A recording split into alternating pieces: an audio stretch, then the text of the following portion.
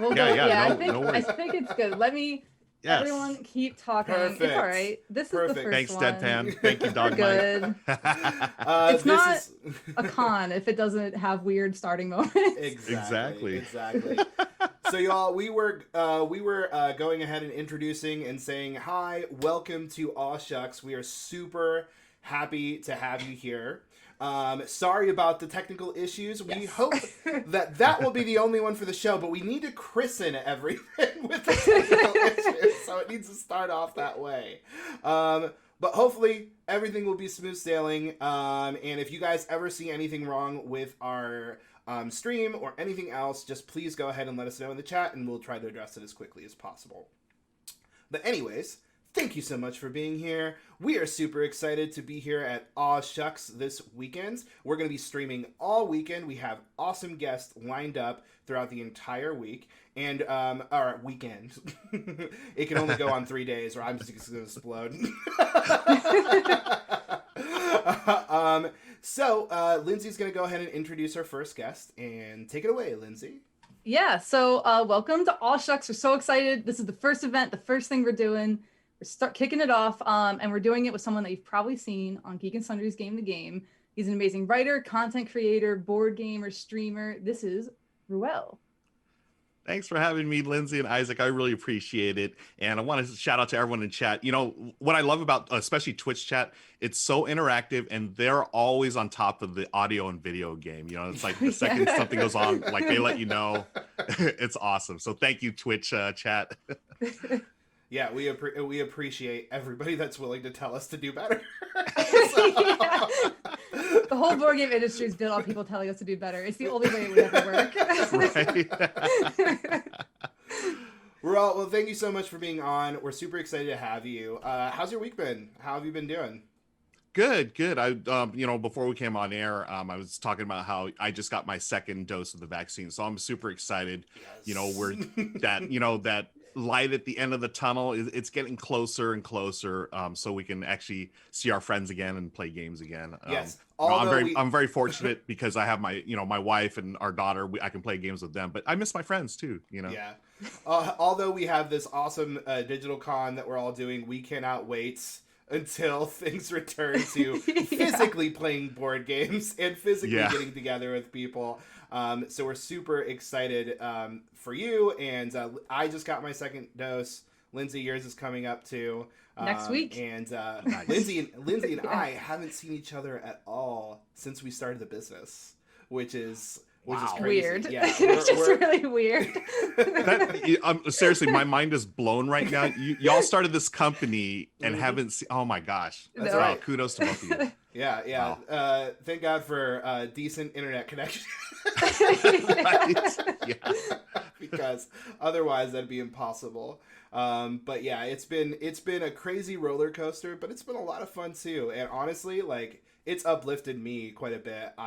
Lindsay, I hope it's been the same for you. It's been pretty good, Isaac. Yeah, but it's been so much fun to just be able to have an excuse to talk to my best friend every day.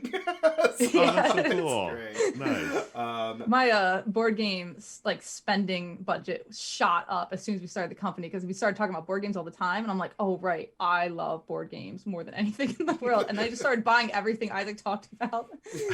And now we have a company budget to buy board games. So it's great. Oh, Really the core that's of it the all. dream right there. Exactly. I love it. So Ruel, we want to go ahead and get to know you a little bit. Ruel, I'm so sorry. You're good. Ruel, we want to go ahead and know you a little bit. And Lindsay's prepared some questions for us. So Lindsay, if you want to go ahead and start off, and maybe I'll chime in and ask a few as well. Yeah, so I want to start with something that I always find super interesting, which is what is like the earliest board game that you remember playing, kind of in the genre of the more indie world? And is there one game that just was like that first pebble on the slippery slope that avalanched you into the hobby? Oh, I love it. I love a good origin story. So I think of two games actually. So when I was a kid, I have two younger brothers, and the first like board game I remember playing was this game called This Game Is Bonkers. And it was like a roll-in move, I think, from Parker Brothers, right? The really old school, from the 70s or whatever. And the reason why I remember that game is because, we'd play it like almost every day, and it was just a silly, dice chucking roll-in move game, I think. And one day I went in to get the game from the toy box, right? I don't know if kids still have toy boxes, but we had toy boxes back in the day. And out of the toy box, I got it. And apparently the last time we'd played, we had snacks, because when I opened the game up, there was a banana, a half-eaten banana. Oh my god! I don't want to talk. I don't want to get too. Every board game collector just cringed, right? Yeah, I love that this is your origin story.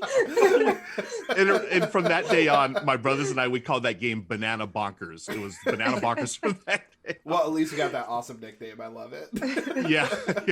Now, as far as modern board games, I'm very. I think it's a very familiar story.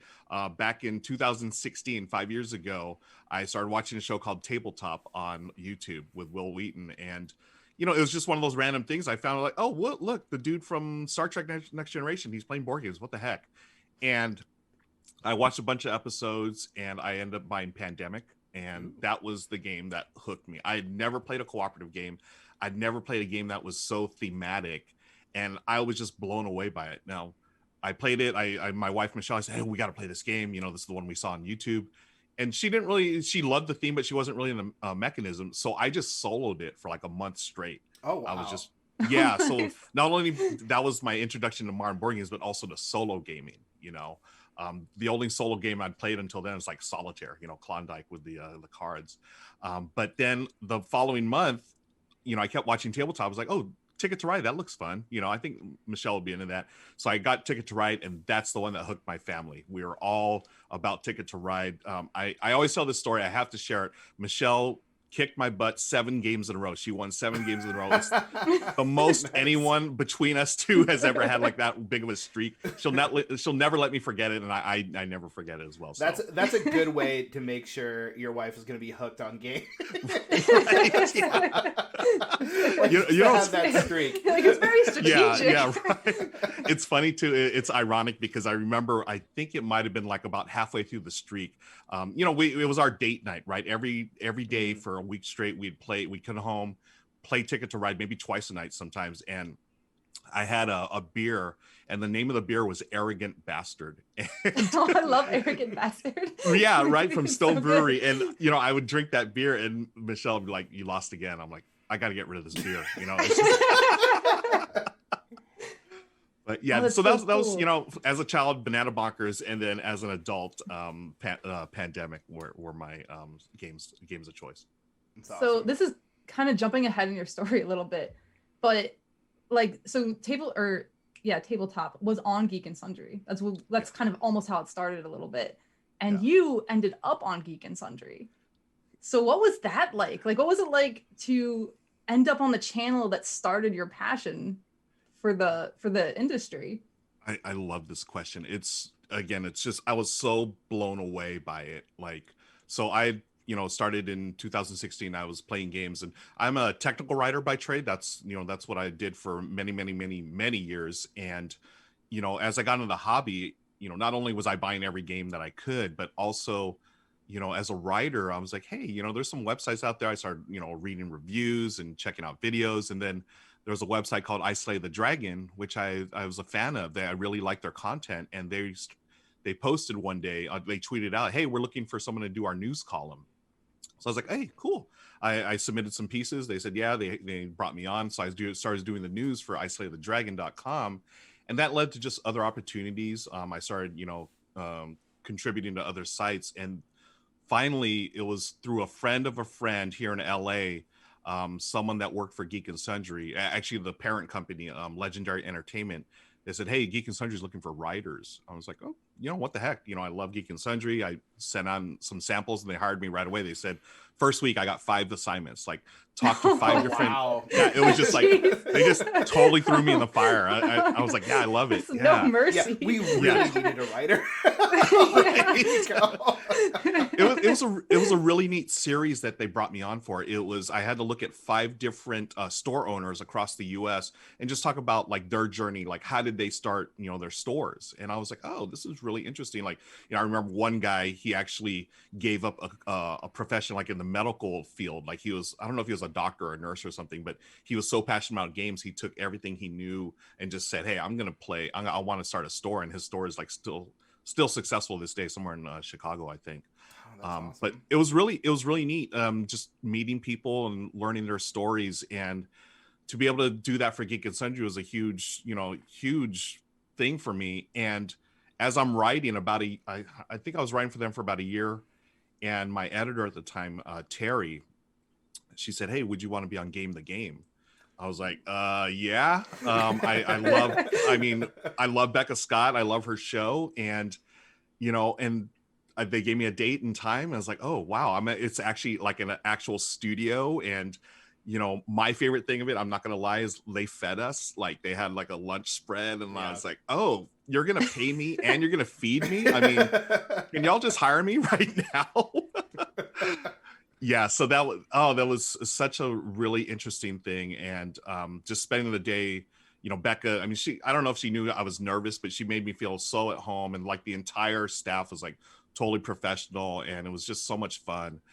So yeah, to go from like playing games 1 year and then like 2 years later being on Geek and Sundry, it was just such a trip, and I'm still like, mind blown over the whole thing. That's so awesome. Yeah, I remember the first and only time I was on the Geek and Sundry. Maybe there's a reason for that.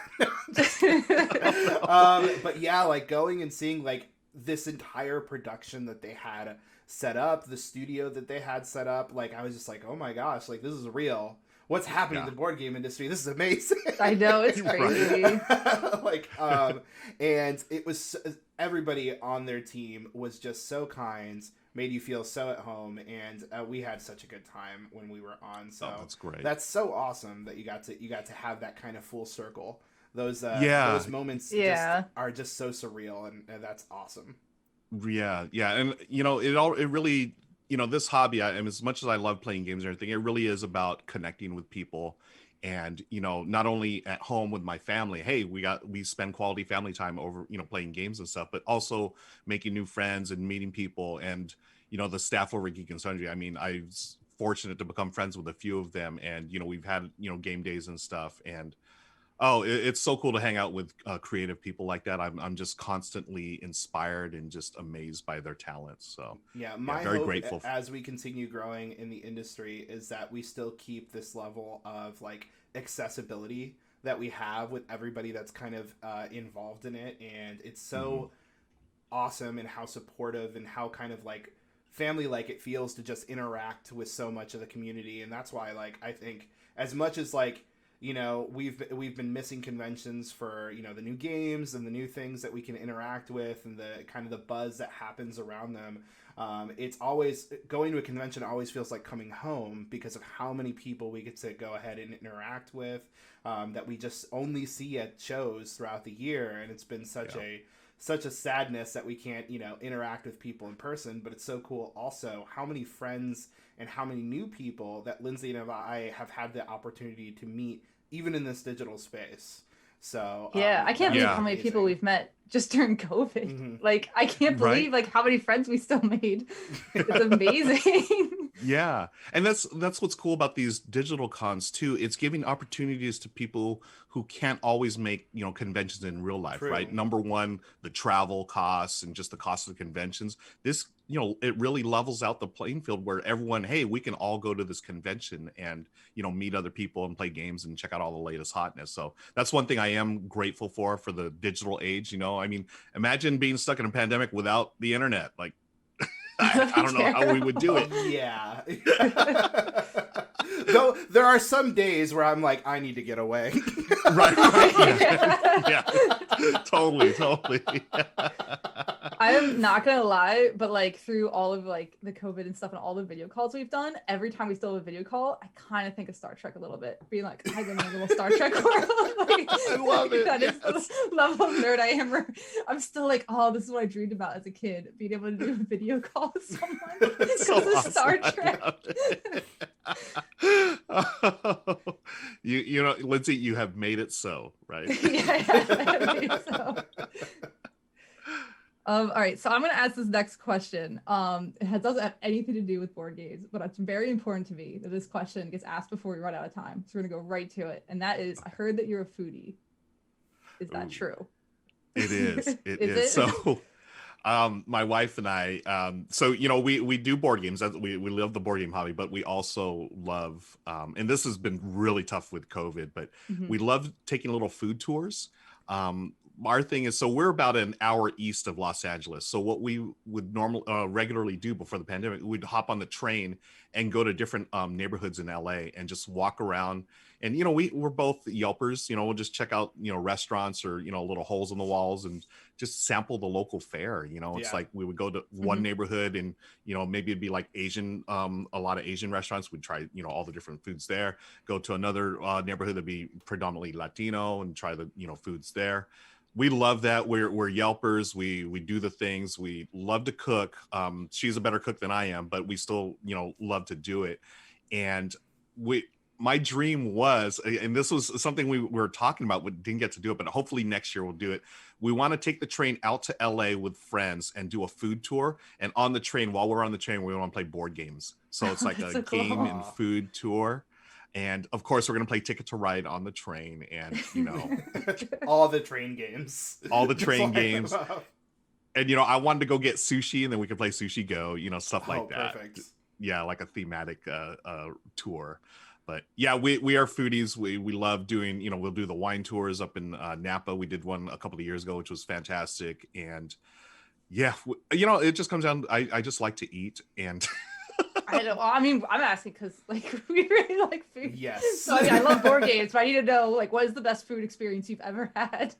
Oh, you know, okay, that's a great question. Michelle and I were just talking about this the other night. One of the best food experience. I don't know if it's the best, but it's top 5 definitely. We found out about a supper club in Los Angeles, and it was just like, I don't even know how I got on the list. It was just one of those random things. It might have been through a Yelp friend or something. But this couple, they're in like the arts district of LA. They would host these supper clubs I think once a month.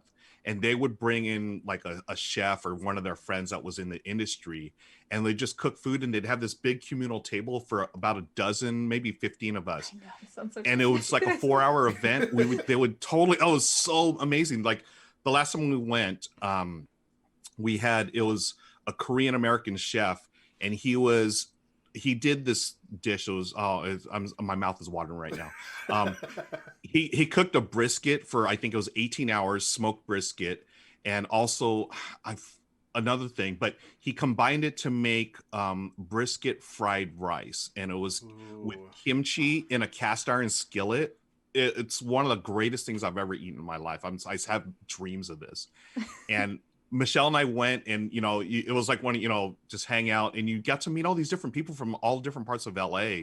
So we met like, you know, not only business owners, but artists and just musicians. And, the music was cool. It was just like coolest vibe. And, you know, we missed that I don't even know if the supper club's still going. It was just one of those lucky, like, hey, we just caught lightning in a jar here and got invited to this thing. And, it was so good. That sounds like I really want to do something like that. That would be amazing. Yeah, it literally was heaven. I mean, just the people were really cool too, and it was neat because they did this thing where they talked about how food was in like the cultural context of it. Like he was talking about, he was Korean American. He was talking about how he grew up in LA and it was like this blend of not only his Korean roots, but also he grew up in a predominantly Latino neighborhood.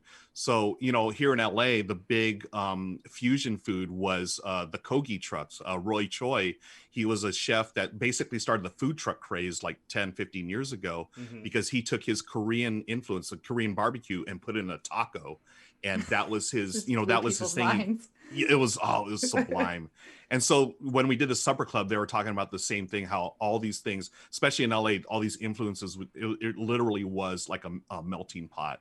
And so to have like that really home, like comfort food of fried rice, but then with like this Texas style brisket barbecue, it was amazing. Oh, I love that. We have this really cool place down here in Texas that takes Vietnamese food and Mexican food and combines it. It's a wife and husband couple that are both from those predominant areas, and they make these faux burritos that I absolutely love. Oh my gosh.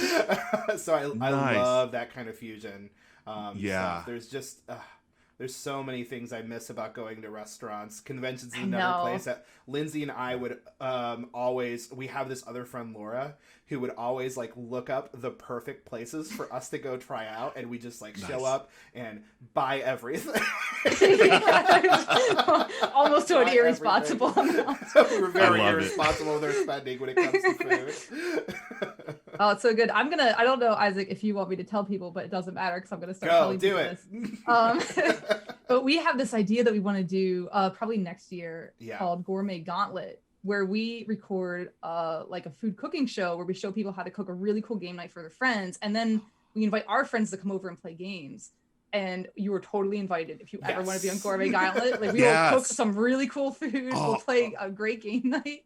That sounds amazing. Yeah, I mean, fully, I'm in 100%. Right. Whatever I need to do, let me. Oh, that's amazing. Yeah, and Lindsay's an ex-chef. Like, that's what she did before she got into the board game industry as well. So she can make some amazing, amazing food. Lindsay, hi, Lindsay. You're my new best friend. Sorry, I'm best friends with anyone who likes to eat anything. But yeah, I'm super pumped for that. I think that will be such a cool... Like, it's something I've always wanted to do. And it's actually... I started a blog before I became a board game designer. Where I wanted to do, it was like board game nights, or I don't remember what it was called anymore, but it was recipes for game night, and then how to cook them, and then everyone would play the game. And I just think it'd be so cool. Like, it's just we're doing it no matter what. Lindsay, if you can find some of those old posts, we should post them up on our website somewhere. I have it still because I loved it so much. I refuse to never give up the email, or not the email, the website address. Nice. Still on the rights to the website address. Now, Lindsay, did you like include recipes too, or? Yeah, it was like recipes. I like tried to do videos. I think I did Murder in Hong Kong was my first one. Okay. Where I showed how to like do food from Hong Kong and stuff like that. It was so cool. Oh, that's awesome. Yeah, and I'm just so excited. I'm so excited. Yeah, I mean, board games and food. Yeah, it's so natural, right? I mean, board games and food is like the perfect pairing. I love it. I'm not gonna lie, I'm so hungry right now. Just talking about this. Perfect. I just had breakfast too, and I'm like, oh my god. Before we all like get so distracted and drooling everywhere. I could literally what about this? Okay, the rest of the so I know y'all are foodies. Like, I know you do this because we do it all the time. Like, we'll be eating a meal or whatever and talking about the next meal we're gonna have, right? Like, oh yeah, this is really good. Hey, next time we should try this. You know? We're talking, literally suggesting 5 other places we gotta try out, like right now. Okay. So, Ruel, you have a passion for food, but you also mentioned your passion for writing. So have you always enjoyed writing, or is it something that you developed over time with your blog? It was, it's something that I've always been passionate about. I grew up, my mom was a big time reader. She was just a voracious reader, always had a book in her hand. And I picked that up from her and just reading a bunch. And then, you know, it just naturally led me to studying the language. And that's what I went to college for, was English. And, you know, that's where I started writing. And I got into technical writing right out of school. That was just, you know, hey, I can get paid to do this. And I was doing like technical manuals for software and hardware, and just really, I mean, it wasn't something I was passionate about. So being able to take that and start writing about board games was amazing. That was such a great experience. And, you know, that led me to realized, hey, I like streaming games. It's funny how, like, you know, you start with one thing and just sort of leads you into the next, right? So my passion for writing over the years eventually became passion for live streaming, playing games online. It's like, it's such a trip, you know. It's, you just never know where life's going to lead you, you know. It's like, you know, one day you're eating dim sum and the next day you're eating barbecue. You never know. It's just, you know, it all comes back down to food, and sometimes both at once. So this is a quick off topic, but I just want to know, just for my own personal interest, you said your mom was a big reader. What are her favorite books? Like, what do you think your mom would suggest to the audience right now? I know exactly. She was a huge fan. She doesn't read as much now. She just likes to play on her iPad. But she's really passionate about John Grisham novels. She just likes John Grisham I don't know how she got into him. You know, she loves John Grisham novels. Yeah. Like she's read The Firm like 100 times, I think. Oh my God, you know, I love legal thrillers. Yeah, like, and she got me into them too. I read The Firm, I read The Pelican Brief, and all that stuff. And as a kid, though, I remember, like, she was big on Harlequin romances. Right, that was her jam. Like, it was like boxes of Harlequin romances, which is funny because she would have these boxes just all she was done with them. And then my dad would gather them up. And this is how he got me and my brothers into reading.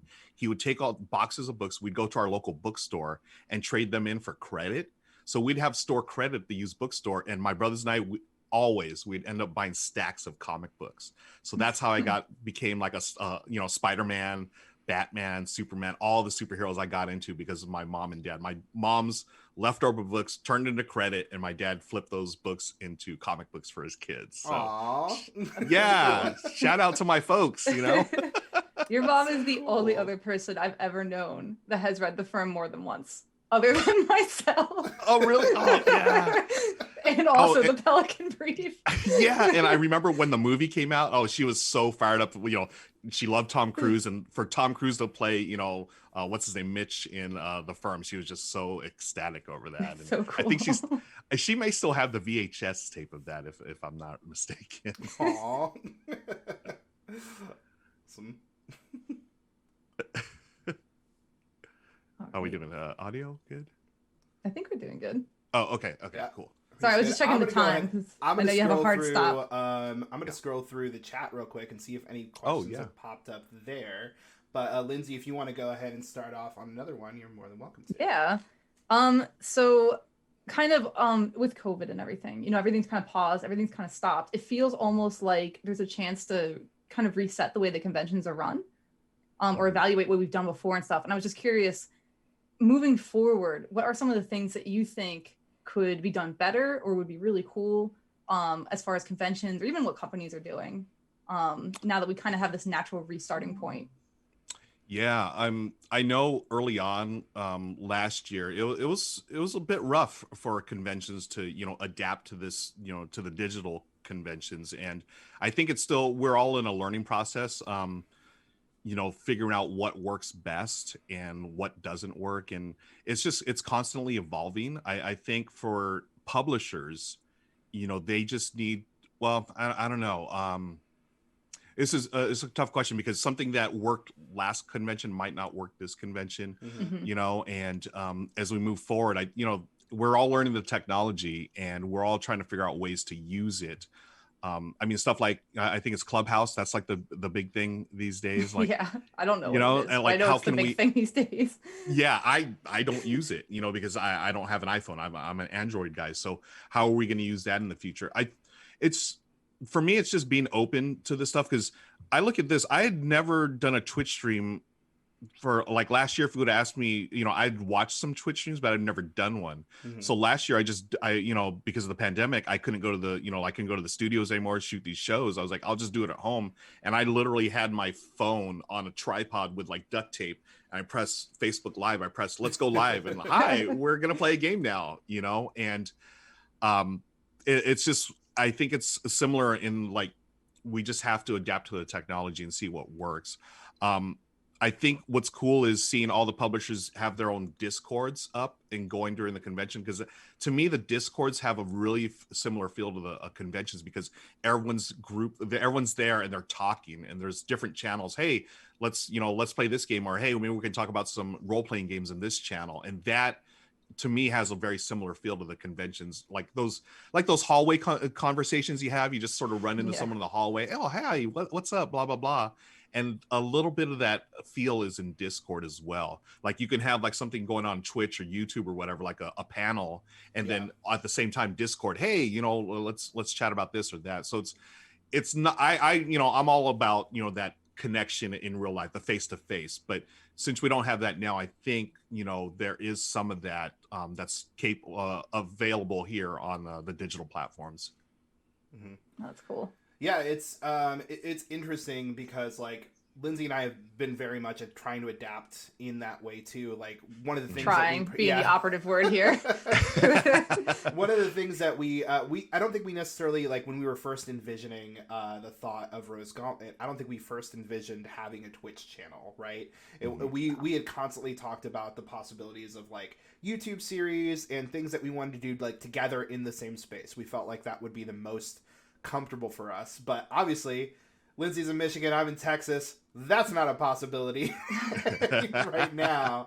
And so we wanted to adapt into this because we didn't want to just do a podcast. We felt like we wanted to have some sort of visual element as well. So we kind of naturally gravitated towards Twitch, and it's definitely been a learning experience. We're still learning stuff every day, today even.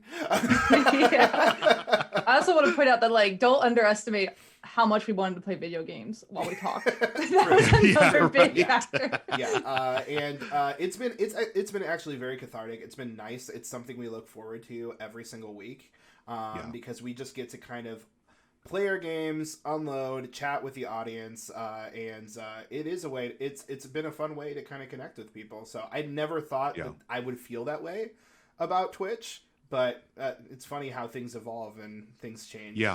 Yeah, and it goes back to what we were saying. It's things evolve, they change, you adapt. And and this was a great thing about Rose Gauntlet, when y'all did your mission statement and put it out there, that not only blew me away, but it blew away a lot of people. I mean, y'all were talking about community, and that was like at the center of everything, and I love that. And I know a lot of people were just responding so positively to that, and to have that and you take it and bring it to Twitch and other platforms, like that to me is so important, especially these days. It's a safe space that we can get together digitally, and then when we eventually hopefully get back to a face-to-face and things, we can take these lessons that we've learned here in the digital space and apply it to the real world as well. I love what y'all have done with Rose Gauntlet, so kudos to both of you. Well, thank you, we appreciate that. Yeah, I mean, for us it was so, why would you want to be in any other space? Right? You know what I mean? Like, it's so enjoyable. It is. It really is. So nice. And I'm so grateful for the Twitch community and the board game community in general, but especially Twitch. They, when Michelle and Lauren and I started doing this on Facebook Live and we moved over to Twitch, like everyone was so supportive, and they just, again, like just little things like the audio and video, hey, it's not working, y'all got to turn on your mics, okay, thanks, but then other things too, where people reach out and say, hey, I like this game, or I liked what you all were saying about this issue or whatever, and that just, it means a lot, because these days we can't have those conversations in person, but we can still have them safely here on Twitch and other platforms.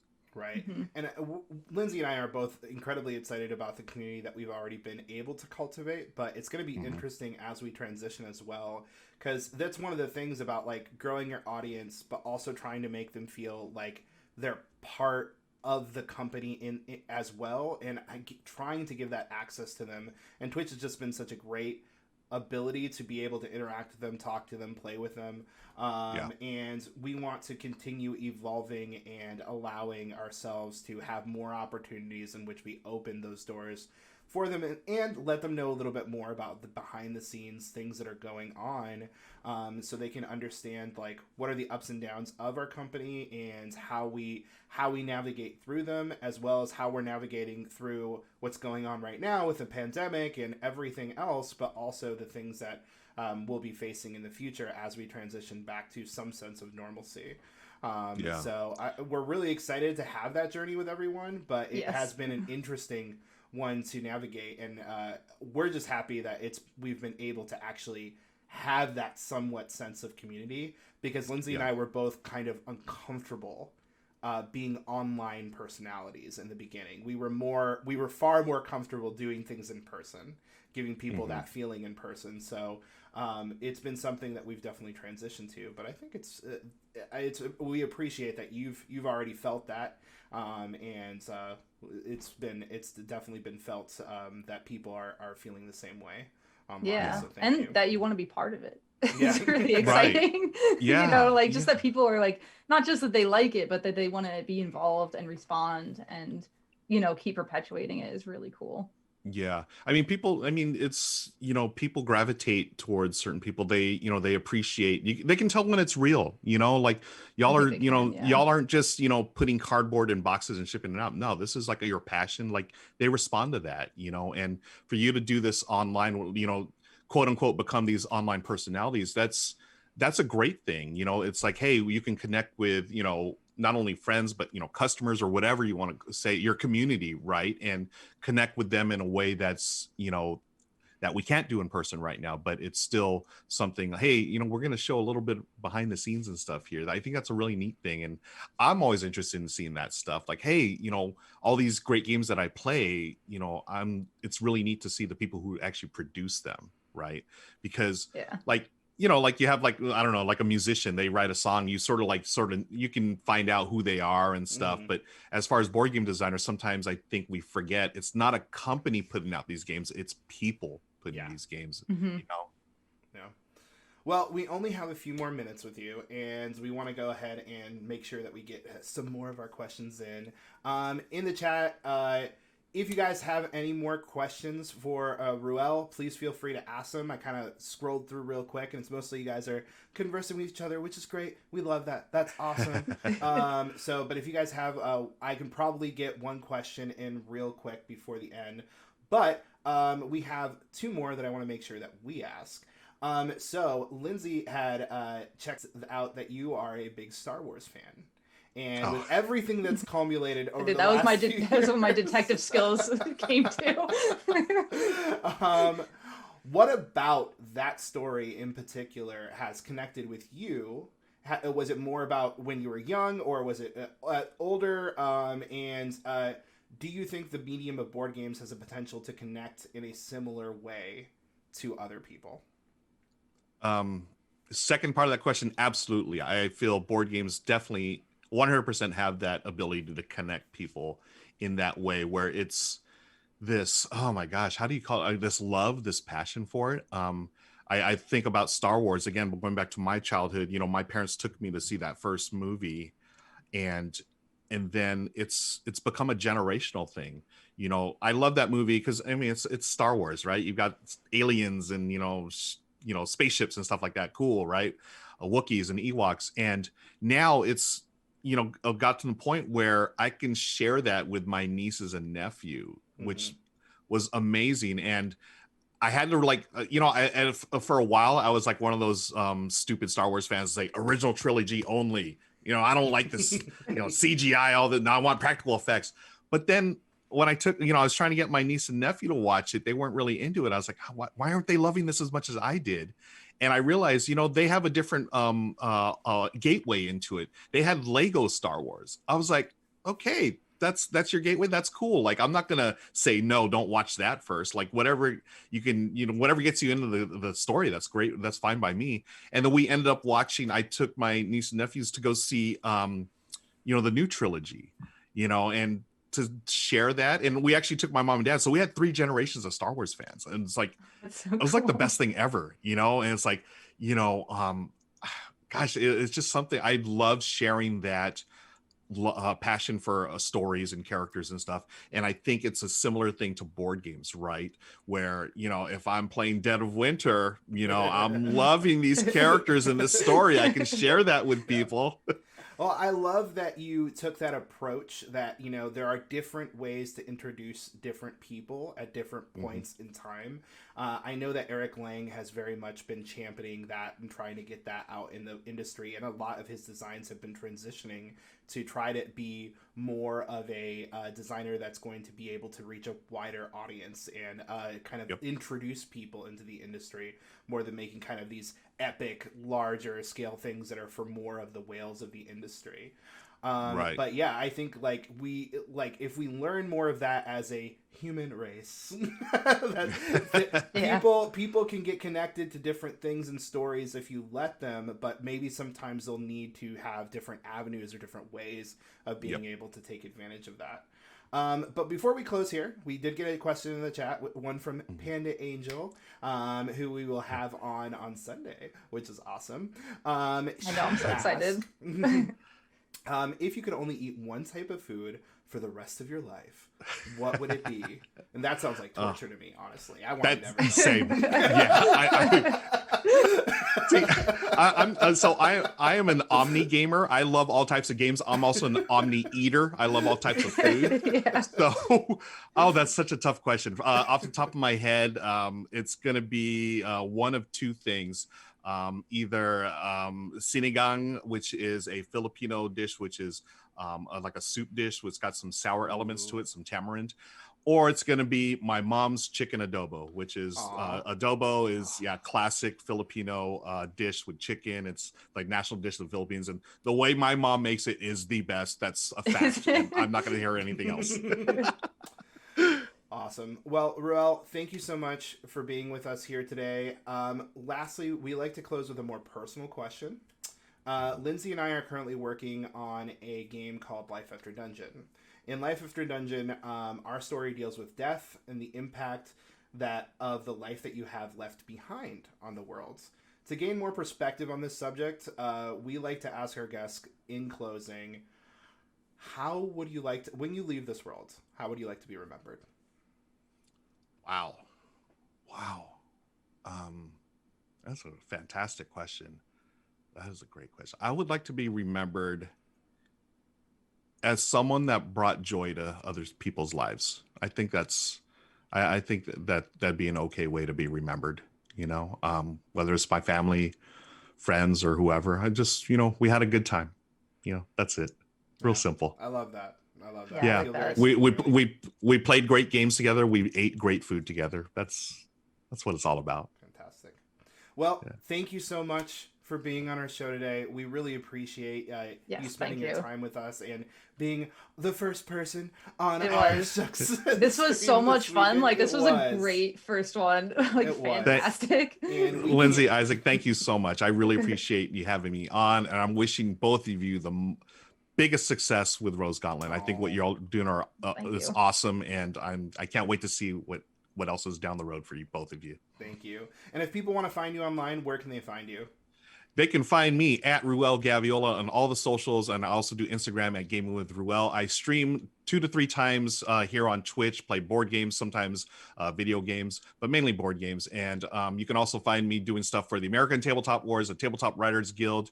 And I am the co-host these days of Good Looking Kickstarters with Becca Scott. We look at Kickstarter games every couple of weeks and show you what we like. So please find me on the socials. Oh, one other thing, if I can plug real quick. Yeah, of course. The Tabletop Live Network. So now I know that Shucks is happening right now, but once a month we put this Twitch stream. It's a 24-hour stream of gamers from around the world. We raid each other 24 hours straight. I co-organize that with the Brothers Murph. Panda Angel, she's one of our streamers. We got a bunch of streamers. It's awesome. Please check it out. Check us out. We have an event tomorrow starting at 12 Pacific. Awesome. So y'all get your dual monitors. You have Shucks on one side and you have Tabletop Live Network on the other.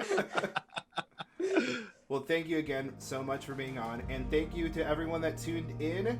We will be back very shortly with Theo, who's going to be joining us. So see you guys in a bit. Bye.